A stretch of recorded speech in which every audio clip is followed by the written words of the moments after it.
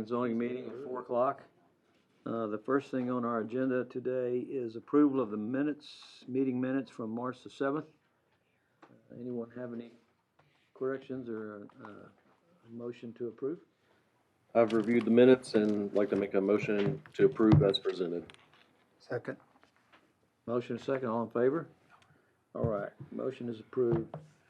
We're gonna move into the public hearing phase, and we're gonna start with 3A. You wanna start us off, Drew? Thank you, sir. Good afternoon. 3A is a resolution to terminate a conditional use permit for an expired CUP on Lot 29, Block 2, Sendero Ridge, Unit 1, more commonly known as 105 Jasper Lane. I want to go through a little more detail on this one. The first 5 on the agenda are very similar. So if you've got questions on anyone in particular, let me know. But I'll save everybody from hearing it 5 times. So we do have a handful of conditional use permits for short-term rentals that were approved in 2022. These 5 did not ever get their short-term rental permit that our finance department has tracked. They've never reported any occupancy tax. They haven't come up on any of our searches through short-term rental online services. So as far as we know and as far as we have not heard from the owners, these have never operated. So the CUP has expired. The time frame to obtain the short-term rental permit under Chapter 80 has passed. That was June 2023. So we wanted to clean up the zoning side and actually terminate the CUP. Since they are adopted by resolution by City Council, to undo them, we have to go through the same due process, public hearing at Planning and Zoning Commission and a public hearing at City Council to terminate those CUPs. So we'll go through those. Again, this one on Jasper Lane. As far as we are aware and have searched through and tried to look, they have never operated as a short-term rental permit, so we're recommending the termination. Has there been notification to the owners? Yes, thank you. Standard notification for zoning purposes to the property owners, to the property owner and the property owners within 200 feet. And we sent an additional certified letter to the owner of the property to let them know that we have determined it has expired, that it was not permitted, and that we'd be going forward with the termination process. You did not hear back from 3A? I have not heard back. That's correct. Okay, I'm gonna open the public hearing on this at 4:01. If there's anyone, I don't have any speakers listed for 3A. So we'll close this public hearing at 4:02. Any questions or any comments before we consider this? If there's no questions or comments, I'll entertain a motion on the cancellation of the conditional use permit on 105 Jasper. So moved. Motion to approve the cancellation of the CUP. We have a I'll second. Motion is second. All in favor, raise your hand. All right, so we'll move on to 3B. 3B is a resolution to terminate the conditional use permit for an expired CUP on Lot 10, Block 3, Starkey Manor 7, more commonly known as 604 Mockingbird Lane. Same thing, we've sent out notices to the property owner, both regular mail and certified, and did not hear back from this owner. I'll open the public hearing. I don't have anyone that has signed up to speak at 4:02. Okay, then we'll close the public hearing at 4:02. Go through the same thing. If anyone has any questions or comments, if not, I'll entertain a motion to cancel the conditional use permit on 604 Mockingbird Lane. I'll move to terminate. We have a motion to move. Second. We have a second. All in favor? All right. Motion approved. We're going to move on to 3C. 3C is a resolution to terminate the conditional use permit for an expired CUP on Lot 6, Block 1, Riverside, more commonly known as 337 Guadalupe Street. Again, same thing, notice sent to the owner, certified and regular mail, and did not hear back from the owner. Again, I'll open a public hearing at 4:03. I don't have any speakers signed up. Anyone wishes to speak? If not, I will close the public hearing at 4:03, and we'll consider a resolution to terminate the conditional use permit at 337 Guadalupe Street. So moved. Motion to approve. I'll second. Motion is second. All in favor? All right, we're going to move on to 3D. 3D is a resolution to terminate the conditional use permit for an expired CUP on Lot H, Block 5, Pueblo Hills, more commonly known as 1916 Leslie Drive. Again, notice was sent to the current owner, certified mail and regular mail, and we did not hear back from the owner. I'm gonna open the public hearing, and I do have someone signed up to speak on 3D. Joe Hendricks? Yes, ma'am? I don't need to speak. Okay. I wasn't sure what the nature of this was gonna be, but it's going exactly the way I'd like it to go. Okay, then I'm gonna close the public hearing at 4:04, and I'll consider a motion on the, this cancellation of this conditional use permit. I'll move. Second. Have a motion to approve the dissolution in a second. All in favor, raise your hand. Okay, I'm gonna go to 3E. And 3E is a resolution to terminate the conditional use permit for an expired CUP on Lot F, Block 5, Pueblo Hills, more commonly known as 1924 Leslie Drive. Notice was sent to the current owner, certified and regular mail, and we did not hear back from the owner. I have you signed up, ma'am, to speak on this, on 3D. Are you good? Same issue, thank you. Okay, so we have no one to speak on this. We'll open and close the public hearing at 4:05. So I'll entertain a motion on this conditional use permit. I'll move.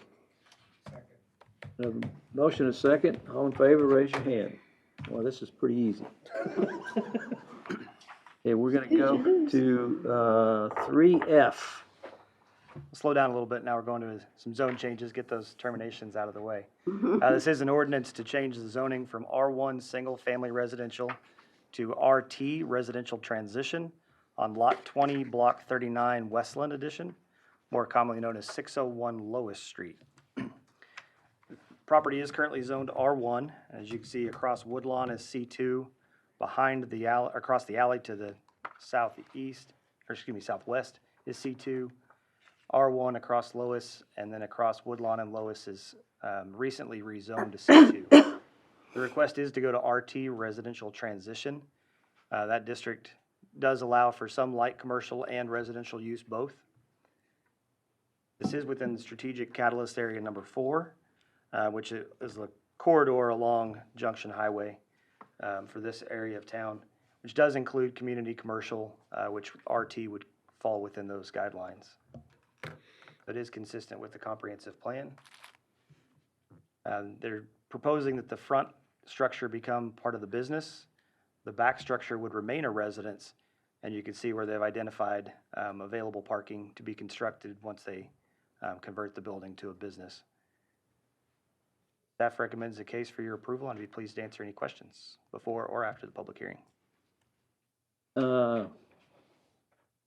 I'll open the public hearing. I don't have anyone requesting to speak on this at 4:07, so if there is no one requesting to speak, yes, sir? Well, she's the owner, I'm afraid, Yes, sir? so if you Good. have any questions, we'd be happy to answer them. Does anyone have any questions for the owner on this? I don't think so. So I think you're good as far as speaking. So I will close the public hearing at 4:07. I'm assuming that everything that they have shown on what they want to do is within the guidelines of what is allowed there? Yes, this would comply with the RT requirements for a business. Parking is behind the main structure, so they're not, converting the front yard to parking lot. They've coming off the alley and coming off the side street, but show adequate parking. They will go through the building permit process to convert the building to a commercial building, and that'll of course be checked at that time as well. Right, and everything will have to be approved through building services. That's correct. I'm very familiar with the property. We've looked at this property before. I have no issues with this. Does anyone have any questions or comments? If not, I'll entertain a motion to change the zoning from the single family to RT. I'll move to change the zoning from R1 to RT. Second. We have a motion and a second. All in favor, raise your hand. Okay, this motion is approved. We'll move on to 3G. 3G is an ordinance to change the zoning from PI, public and institutional, to R3, multifamily residential on 3 acres of land out of the VA hospital land off of State Highway 27, Kerr County, Texas, more commonly known as 3600 Memorial Boulevard. I know we do have the applicant here and the representative from the VA. If you have any questions for them, I'll go through the rest of my report before the public hearing. Again, this is the 3 acres adjacent to the current Freedom's Path apartment. They're wanting to do phase 2. It is it is consistent with the comprehensive land use plan as part of that community commercial, obviously serving a greater part of the community as non-residential in the sense that it's not a neighborhood, but it is multifamily. And here's their proposed site plan that they're working through right now. It is consistent with the comprehensive plan as part of that overall institutional use of the VA hospital. It was proposed phase 2 of Freedom's Path originally. They're just going through their separate phases. Be pleased to answer any questions. And again, we do have applicant and representative from VA as well. I'm going to open this public hearing at 4:10. I do have someone signed up to speak. Gary?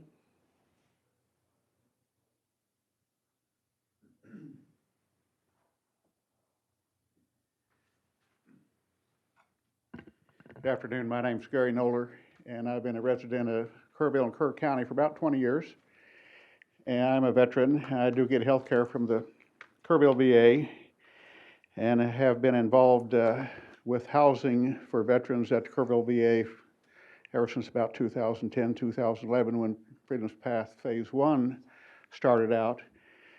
And what I simply want to do today is to make sure everybody realize there is some support for this to take place.